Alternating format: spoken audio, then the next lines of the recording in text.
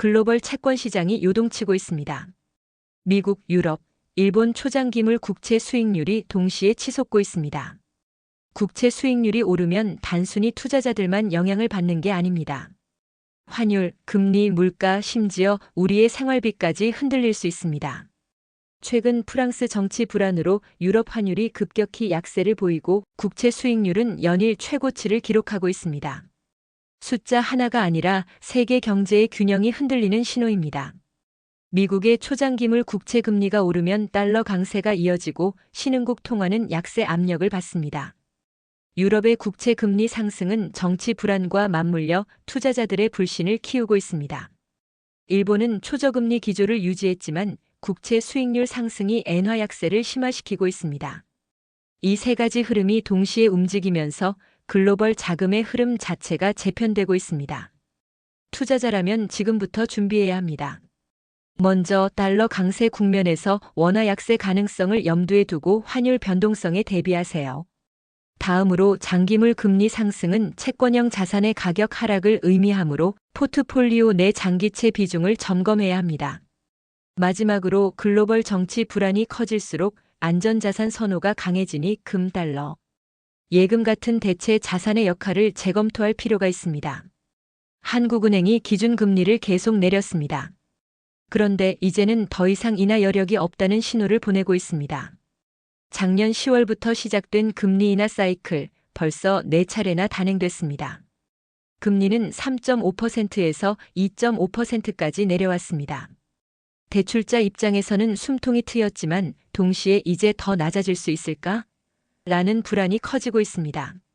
한국은행 총재는 현재 금리에 대해 더 이상 확장적이지 않다고 평가했습니다. 특히 기준금리가 2% 밑으로 내려가면 통화정책의 안정성이 훼손될 수 있다는 우려가 큽니다. 즉, 추가 인하 가능성은 열려 있지만 속도와 폭은 매우 제한적이라는 겁니다. 게다가 대선 이후 경기 반등 조짐까지 나타나면서 한국은행의 선택은 더욱 좁아지고 있습니다. 개인 투자자라면 이런 흐름에 대비해야 합니다. 먼저 저금리 기조가 이어지더라도 급격한 추가 인하 가능성은 낮다는 점을 염두에 두세요. 다음으로 금리 하락에 맞춰 부동산이나 주식시장으로 자금이 이동할 수 있으니 포트폴리오를 점검해야 합니다. 마지막으로 만약 경기 반등이 현실화된다면 인플레이션 압력이 다시 커질 수 있으니 물가와 연계된 자산도 살펴볼 필요가 있습니다. 경기가 회복하는데도 금리를 더 내리지 않는 이유, 바로 부동산 때문입니다. 정치적 불확실성이 완화되고 주가가 반등하면서 민간 소비까지 살아나고 있습니다. 정부의 추경 효과도 더해져 경기 회복 신호가 곳곳에서 보이고 있죠. 하지만 여전히 부동산 가격 급등 우려가 한국은행의 발목을 잡고 있습니다. 경기가 회복될 조짐이 있어도 금리를 인하하면 그 효과가 곧바로 부동산 가격 상승으로 이어질 수 있습니다. 한국은행은 경기 부양 효과보다 부동산 과열이라는 부정적 영향을 더 크게 보고 있습니다. 그래서 추가 인하에 대해서는 매우 조심스러운 태도를 보이고 있는 겁니다. 하지만 그렇다고 금리 인하 사이클이 완전히 끝난 것은 아닙니다. 필요하다면 속도를 늦추더라도 추가 인하 가능성은 여전히 남아 있습니다. 개인 투자자라면 이렇게 대응해야 합니다. 먼저 경기 회복 신호와 함께 나타나는 부동산 시장의 움직임을 반드시 확인하세요. 다음으로 금리 인하 기대감만 믿고 부동산이나 대출을 무리하게 확대하는 것은 피해야 합니다. 마지막으로 한국은행의 금리 결정은 경기 부양 vs 부동산 안정 사이에서 균형을 찾는 과정임을 기억하고 자산 배분 전략을 세워야 합니다. 경기 성장률이 좋아지고 있다. 하지만 이건 착시일 수 있습니다. 숫자만 보고 안심하면 큰일 납니다. 2분기, 3분기 성장률이 반등하는 모습은 분명합니다. 하지만 이는 정부의 추경 효과가 반짝 나타난 것일 뿐 경제의 체력이 회복된 게 아닙니다. 한국은행 총재 역시 내년 상반기까지는 잠재 성장률을 밑도는 성장이 이어질 것이라고 경고했습니다. 추경은 단기적으로 성장률을 끌어올릴 수 있지만 그 효과는 오래가지 않습니다. 실물 경제는 여전히 부진하고 민간 소비와 투자 모두 불확실성이 큰 상황입니다. 따라서 숫자가 좋아 보이더라도 경기에 대한 우려는 여전히 남아 있습니다. 한국은행이 금리 인하 사이클을 시작했지만 앞으로는 속도가 느려지고 지루한 과정이 될 가능성이 큽니다. 투자자라면 어떻게 대응해야 할까요? 먼저 단기 성장률 개선에 속지 말고 추경 효과와 실물 경기 흐름을 구분해 보셔야 합니다.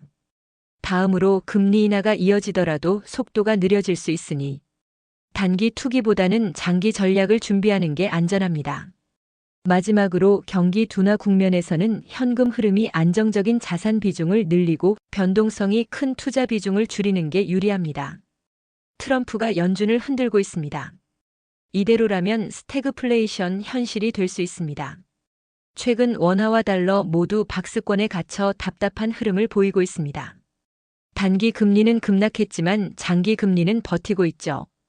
그런데 이런 상황에서 정치적 압력까지 더해지고 있습니다.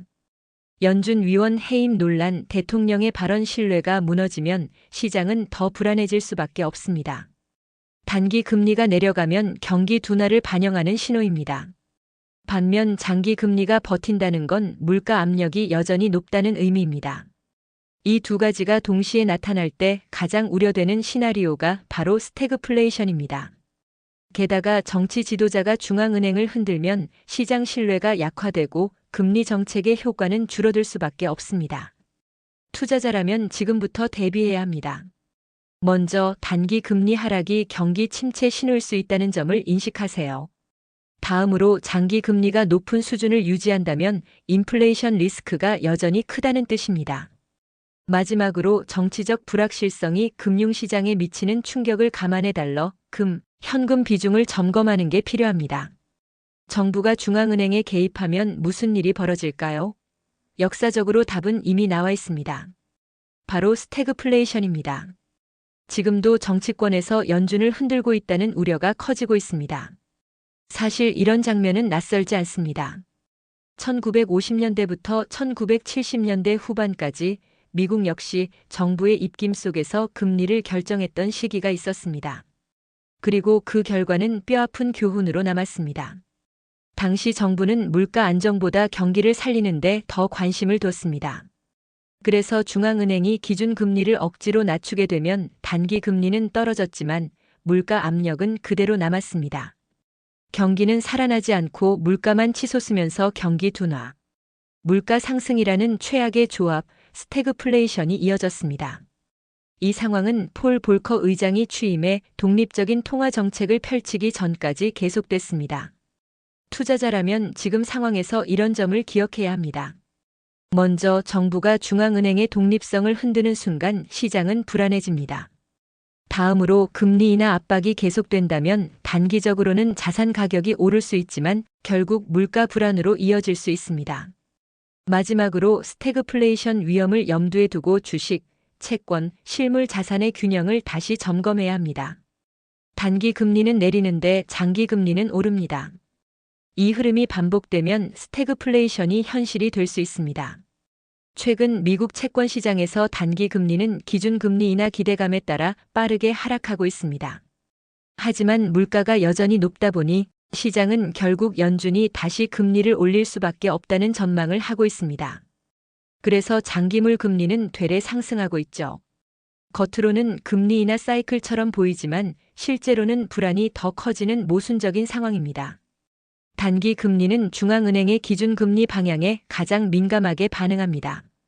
그래서 금리 인하 신호가 나오면 곧바로 떨어지지만 물가가 높게 유지되면 시장은 언젠가는 다시 인상이라는 전망을 하게 됩니다.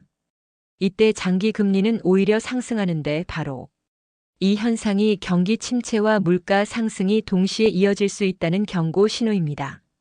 1950년대 이후 미국에서도 정부가 재정적자 부담 때문에 금리를 억지로 낮추려 했고 그 결과 스태그플레이션이 발생한 사례가 있습니다. 투자자는 이렇게 대응해야 합니다. 먼저 단기 금리 하락을 단순 호재로만 받아들이지 마세요. 다음으로 장기 금리 상승이 보여주는 인플레이션 리스크를 반드시 점검해야 합니다. 마지막으로 과거처럼 재정적자와 통화정책이 충돌할 때는 스태그플레이션 위험이 커지므로 현금 흐름이 안정적인 자산과 안전자산 비중을 확대하는 전략이 필요합니다. 정부가 왜 그렇게 금리를 낮추고 싶어 할까요? 답은 간단합니다. 바로 이자 비용 때문입니다. 2차 세계대전 그리고 베트남전 참전 이후 미국은 국방비 지출이 폭발적으로 늘었습니다.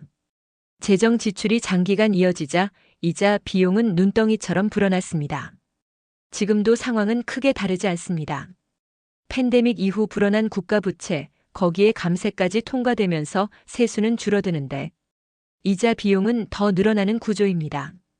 정부 입장에서 이자 비용을 줄일 수 있는 가장 직접적인 방법은 금리를 낮추는 것입니다.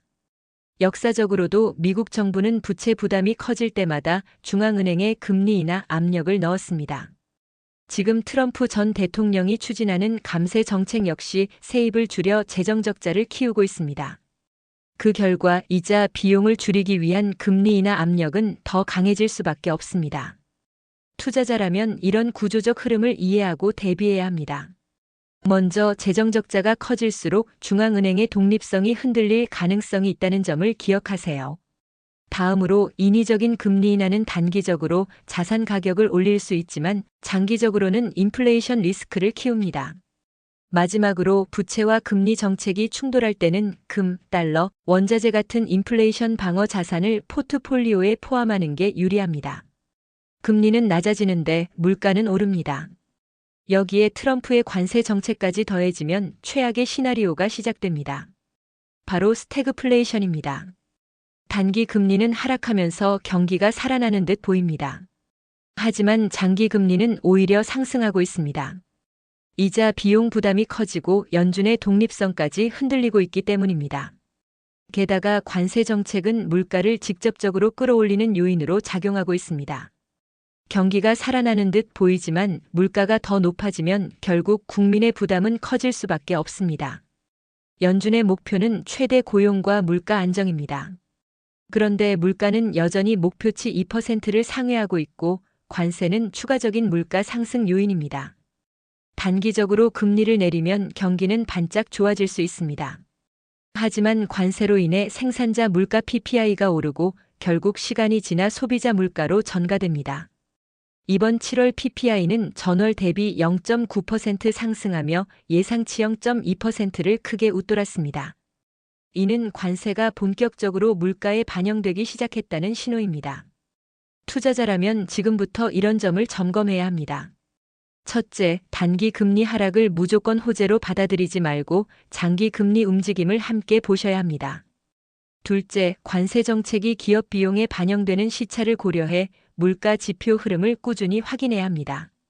셋째, 스태그플레이션 위험을 대비해 현금 흐름이 안정적인 자산과 인플레이션, 방어 자산을 미리 확보하는 전략이 필요합니다. 관세 부담, 이제 기업이 아니라 소비자가 직접 지게 됩니다. 물가 상승, 이제 시작입니다. 그동안 기업들은 관세로 인한 비용을 스스로 떠안으며 버텨왔습니다. 하지만 한계가 왔습니다. 이제부터는 그 비용이 소비자 가격에 본격적으로 반영되기 시작합니다.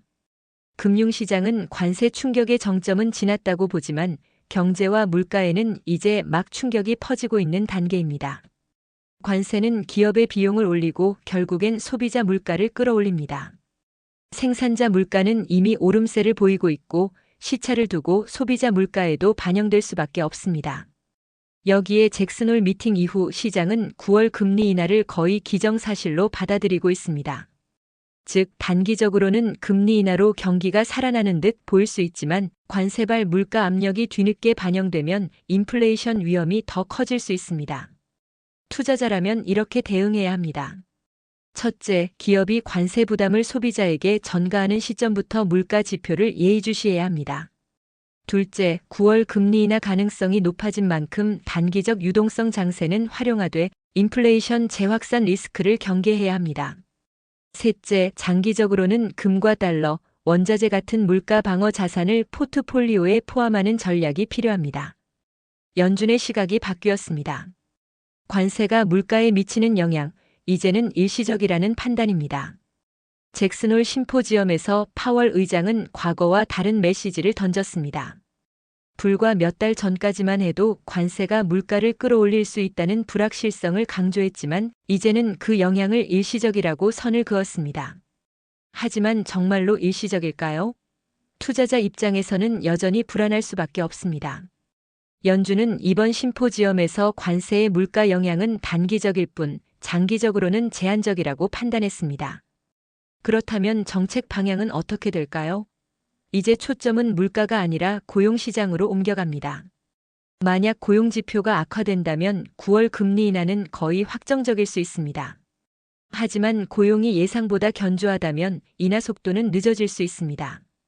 결국 시장은 관세가 아니라 고용 데이터를 주시해야 하는 상황입니다. 투자자라면 이렇게 대응해야 합니다.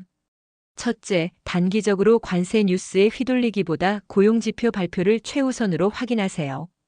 둘째, 9월 금리 인하 가능성을 기정사실로 보기보다는 고용시장 흐름에 따라 변동성이 커질 수 있다는 점을 염두에 두세요.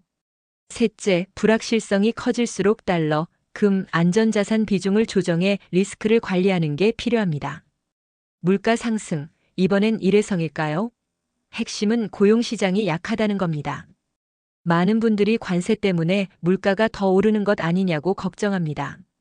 하지만 연준은 이번 물가 상승을 일시적이라고 보고 있습니다. 그 배경에는 약한 고용시장이라는 현실이 있습니다. 결국 해고 불안 속에 소비자들이 지갑을 열지 못한다면 물가는 오래가지 못한다는 겁니다. 고용이 약하면 소비자는 언제든 해고될 수 있다는 불안을 느낍니다.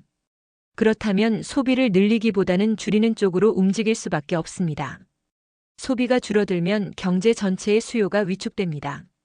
기업 입장에서도 가격을 올려 소비자에게 전가하는 데 부담을 느낄 수밖에 없습니다. 결국 물가는 단기적으로 오를 수 있지만 강하게 지속되긴 어렵다는 논리입니다. 투자자라면 이렇게 대응해야 합니다. 첫째, 물가 지표뿐 아니라 고용시장 흐름을 반드시 함께 보셔야 합니다. 둘째, 소비 여력이 줄어드는 국면에서는 기업 실적이 둔화될 수 있음을 염두에 두세요. 셋째, 단기 물가 상승에 쏠리기보다 중장기 소비, 위축 리스크를 반영해 포트폴리오를 점검하는 것이 필요합니다. 기업들이 왜 물가를 소비자에게 쉽게 전가하지 못할까요? 답은 시장 점유율 때문입니다. 기업은 원가 부담을 소비자에게 넘기고 싶습니다. 하지만 가격을 올리면 당장 비용은 회수할 수 있어도 시장 점유율을 잃을 수 있습니다. 결국 매출과 영업이익에 더 큰 타격을 받을 수 있기 때문에 가격 인상은 쉽게 선택할 수 없는 길입니다. 여기에 고용시장이 둔화되면 소비 여력까지 줄어들어 기업들의 부담은 더 커질 수밖에 없습니다. 고용시장이 약해진다는 건 소비자들의 지출 여력이 줄어든다는 의미입니다. 이런 상황에서 기업이 가격을 올리면 오히려 시장에서 밀려날 수 있습니다. 결국 기업들은 비용을 떠안으며 버틸 수밖에 없고 이는 물가가 장기적으로 확산되기 어렵다는 신호이기도 합니다. 만약 9월 4일에 발표될 8월 고용지표에서 약세가 확인된다면 연준은 9월뿐만 아니라 11월, 심지어 12월까지도 금리 인하 카드를 꺼낼 가능성이 충분합니다. 투자자라면 다음을 준비해야 합니다.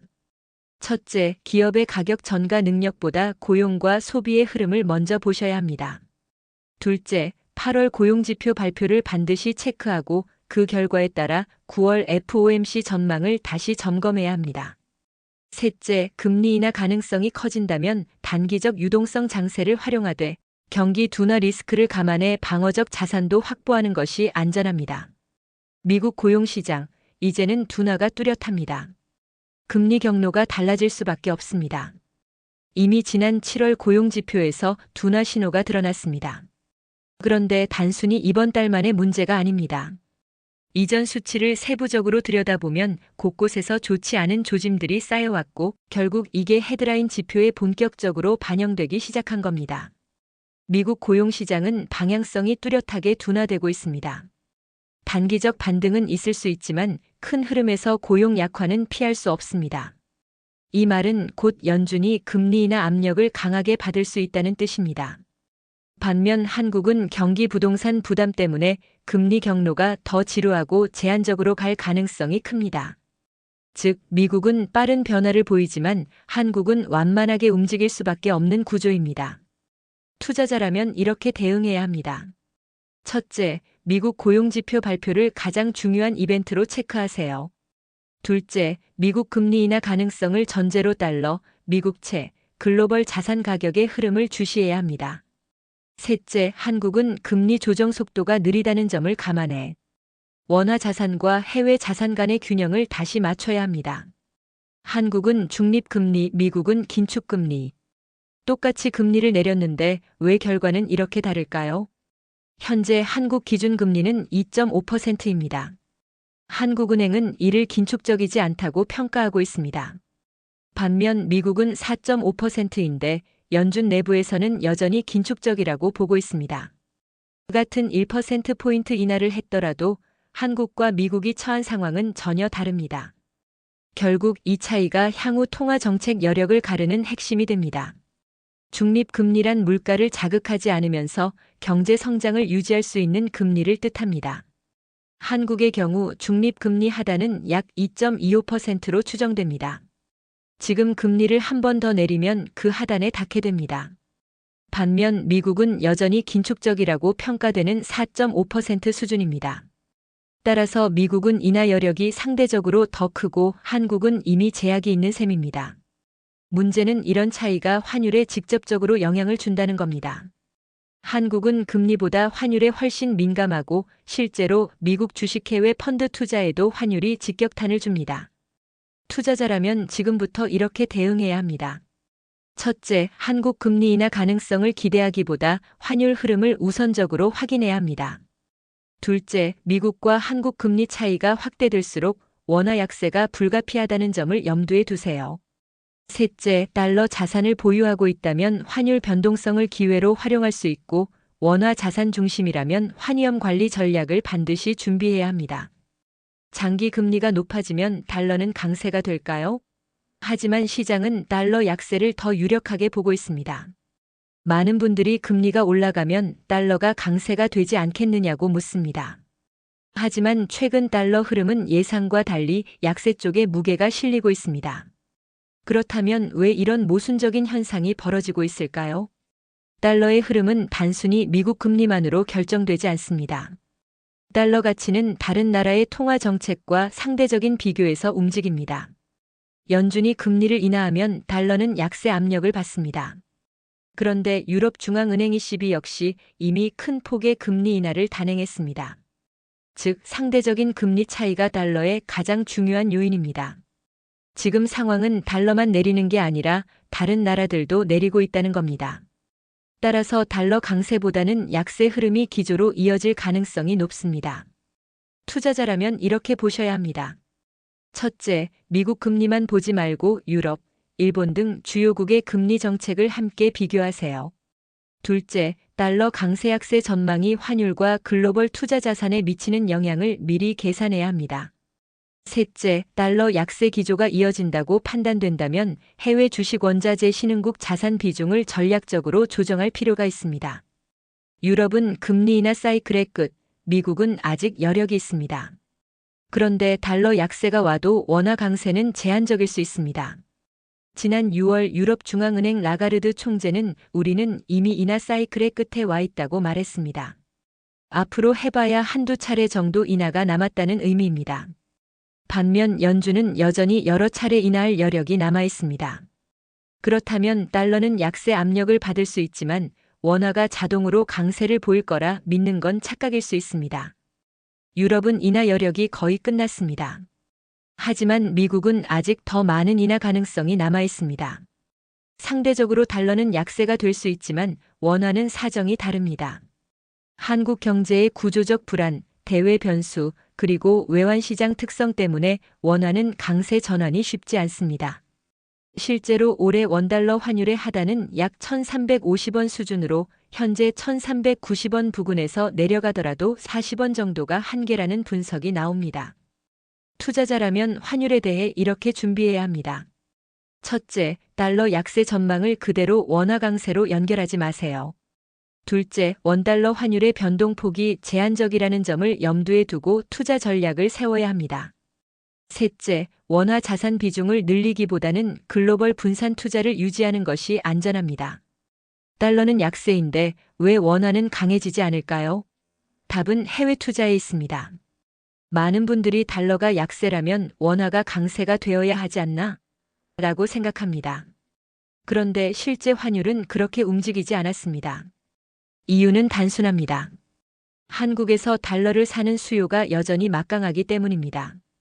팬데믹 이후 2022년부터 국민연금, 기관, 그리고 개인 투자자들까지 대규모 해외 투자를 늘렸습니다. 미국 S&P, 나스닥 지수, 그리고 글로벌 개별 종목들까지 투자 범위가 확대되었습니다. 해외에 투자하려면 결국 원화를 달러로 바꿔야 합니다. 즉, 달러 약세 흐름과는 별개로 한국 내에서는 달러를 사려는 수요가 끊임없이 발생하는 구조입니다. 이게 바로 원화가 강세로 가지 못하는 가장 큰 이유입니다. 투자자라면 이렇게 이해하고 대응해야 합니다. 첫째, 달러 약세 뉴스만 보고 원화 강세를 기대하지 마세요. 둘째, 해외 투자 수요가 이어지는 한원화는 구조적으로 약세 압력을 받을 수 있다는 점을 기억하세요. 셋째, 환율 흐름을 단순히 미국 금리만이 아니라 한국의 투자 패턴까지 반영해 판단해야 합니다. 달러는 약세인데 왜 원화는 강세로 못 가는 걸까요? 답은 해외 투자와 대규모 대미 투자 합의에 있습니다. 최근 우리나라는 관세 협상을 타결하며 무려 3,500억 달러 규모의 대미 투자를 약속했습니다. 당장 시기를 알 수는 없지만 이 합의가 갖는 의미는 분명합니다. 원화를 팔고 달러를 사야 한다는 구조적 압력이 커진다는 겁니다. 여기에 개인 기관의 해외 투자 수요까지 겹치니 원화는 쉽게 강세로 갈 수 없는 상황입니다. 원화를 팔고 달러를 매수하는 흐름은 크게 두 가지에서 발생합니다. 첫째, 국민연금기관 개인의 꾸준한 해외 투자 확대입니다. 둘째, 정부와 기업이 합의한 3,500억 달러 대미 투자 계획입니다. 이 두 가지 요인은 모두 원화를 달러로 바꾸는 수요를 늘립니다. 따라서 달러가 글로벌 차원에서 약세를 보이더라도 한국 원화가 강세로 전환되기는 어렵습니다. 투자자라면 이렇게 대응해야 합니다. 첫째, 환율을 단순히 달러 약세 흐름만으로 판단하지 마세요. 둘째, 한국발 해외 투자 및 대규모 대미 투자 뉴스까지 반영해야 합니다. 셋째, 원화 강세 기대보다 환율 변동성 관리에 초점을 맞추는 전략이 필요합니다. 무역 흑자가 나는데도 원화는 강세로 못 갑니다. 이제는 환율의 뉴노멀을 인정해야 할 때입니다. 반도체 호황 덕분에 수출이 살아나고 무역 흑자가 이어지고 있습니다. 하지만 문제는 여기서 벌어들인 달러가 원화로 환전되지 않는다는 겁니다. 대부분 다시 미국으로 투자 자금으로 흘러가기 때문입니다. 그러니 원화 강세를 기대하기 어렵고 지금 환율 수준은 우리가 적응해야 할 새로운 현실, 바로 뉴노멀일 수 있습니다. 첫째, 무역 흑자에도 원화 강세가 제한되는 이유는 달러가 다시 해외로 빠져나가기 때문입니다. 둘째, 기업들은 수출로 번 달러를 국내로 들여오기보다 대규모 해외 투자, 특히 미국 투자에 재투입하고 있습니다. 셋째, 이 구조 속에서 원화 환율은 과거처럼 쉽게 내려가지 않습니다. 결국 무역 흑자 원화 강세라는 공식은 더 이상 유효하지 않습니다. 투자자라면 지금부터 이렇게 대응해야 합니다. 첫째, 환율 전망을 과거 패턴으로 단순 해석하지 마세요. 둘째, 기업의 해외 투자 흐름과 정부의 대외 정책을 함께 반영해 환율을 예측해야 합니다. 셋째, 원화 강세의 기대기보다는 환율 변동성이 이어지는 뉴노멀 구간에 대비한 방어적 자산을 확보하세요. 관세는 이미 선반영됐습니다. 하지만 경제는 내년 초까지 더 안 좋아질 수 있습니다. 그렇다면 포트폴리오는 어떻게 짜야 할까요? 많은 투자자들이 이제는 관세 악재가 끝났다고 안심합니다. 금융시장은 이미 적응했고 일부 반등 신호도 보입니다. 하지만 경제 전체로 보면 이야기가 다릅니다. 하반기부터 내년 초까지 상황은 더 나빠질 수 있습니다. 이런 국면에서 투자 전략을 어떻게 세워야 할까요? 관세 충격은 금융시장에서 선반영됐습니다. 그러나 실물 경제는 시차를 두고 타격을 받습니다. 기업 투자 위축, 소비 둔화, 고용 불안 같은 요소들이 하반기 이후 더 본격화될 수 있습니다. 다만 긍정적인 요인도 있습니다. 트럼프 행정부가 감세안을 통과시키면서 일부 소비와 투자 심리가 하반기 연말에 일정 부분 완화될 수 있습니다. 즉, 관세 악재는 줄고 감세 효과가 남아있는 상황이 포인트입니다. 투자자라면 포트폴리오를 이렇게 잡는 것이 필요합니다. 첫째, 경기 둔화에 대비해 방어적 자산 달러, 금, 채권 비중을 일정 부분 유지하세요. 둘째, 감세 효과가 반영될 업종 특히 소비 재내수 관련 주식을 부분적으로 편입하는 게 유리합니다. 셋째, 단기적 반등에 휘둘리지 말고 중장기 포트폴리오 균형을 유지하는 것이 핵심입니다. 미국 주식 정말 다 같이 오르고 있을까요? 사실은 단 7개의 기업이 시장을 끌어올리고 있습니다. 많은 분들이 미국 증시가 크게 올랐다고 말합니다. 하지만 지수를 자세히 들여다보면 이야기가 달라집니다. 전체 S&P 500이 오른 게 아니라 M7이라고 불리는 소수의 초대형 기업들이 지수를 끌어올린 겁니다. 나머지 종목들은 생각보다 상승폭이 크지 않습니다. M7이란 메타, 마이크로소프트, 아마존, 애플, 알파벳, 엔비디아, 테슬라 같은 기업들을 말합니다. 이들의 주가가 폭등한 이유는 단순합니다. 바로 반도체, AI, 그리고 신기술 개발에 자금이 몰리고 있기 때문입니다. 예를 들어 메타가 반도체 투자 확대를 발표하면서 주가가 강하게 반등했습니다. 즉, 미국 증시의 상승은 전체가 아닌 일부 섹터 중심의 랠리라는 점을 이해해야 합니다. 투자자라면 이렇게 대응해야 합니다. 첫째, 단순히 지수 상승만 보고 미국 주식 전체가 오른다고 착각하지 마세요. 둘째, 자금이 집중되는 반도체 AI 의료 기술 섹터를 중심으로 포트폴리오를 조정해야 합니다. 셋째, M7을 제외한 지수 움직임도 함께 점검하면서 편중 리스크에 대비해야 합니다. 미국 AI 주식이 버블일까요? 그렇다면 대안은 중국 AI일 수 있습니다. 많은 분들이 여전히 주식이 좋다고 말합니다. 하지만 모든 주식이 오르는 건 아닙니다. 지금 시장을 끌어올린 건 M7 소수의 초대형 기업들입니다. 그래서 투자자들은 혹시 미국 AI가 버블이라면 다른 기회를 어디서 찾아야 할까? 라는 고민을 하게 됩니다. M7이 주도하는 미국 증시가 버블 논란에 휩싸이면서 대안으로 중국 AI가 주목받고 있습니다. 중국 AI에 투자하는 방법은 크게 두 가지입니다. 첫째, 국내 증권사를 통해 직접 중국 개별 AI 종목을 매수하는 방식입니다. 둘째, 한국 증시에 상장된 중국 AI 관련 ETF를 활용하는 방법입니다. 이 두 가지 모두 접근성이 높고 리스크를 분산시키는 데 유리합니다. 투자자라면 이렇게 접근해 보세요.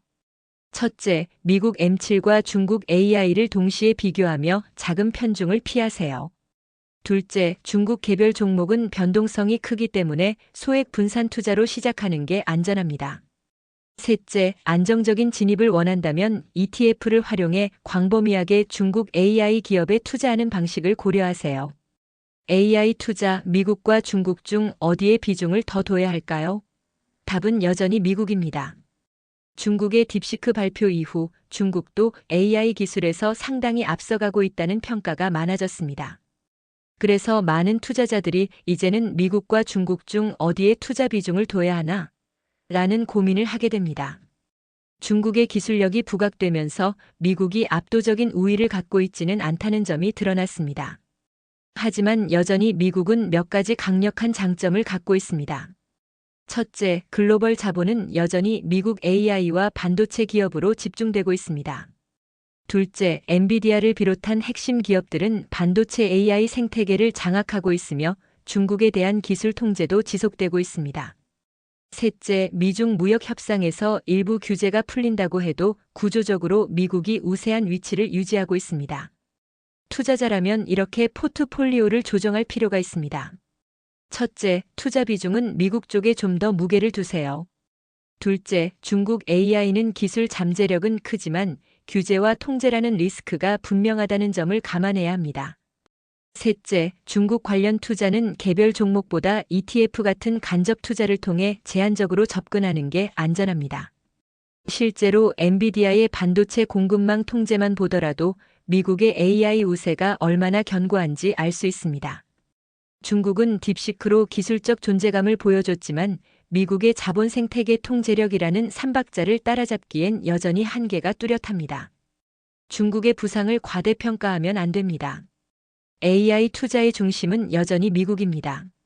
중국에 올인하는 순간 규제와 통제 리스크에 발목 잡힐 수 있습니다. 지금 바로 본인의 포트폴리오에서 미국과 중국 비중을 점검해 보세요. 미국에 조금 더 무게를 두는 전략이 안정적입니다. 이 영상을 공유하면 다른 투자자들도 AI 투자 방향을 더 명확하게 잡을 수 있습니다. 댓글로 본인 의견을 남겨주시고 구독과 좋아요로 함께 지혜를 나눠주세요.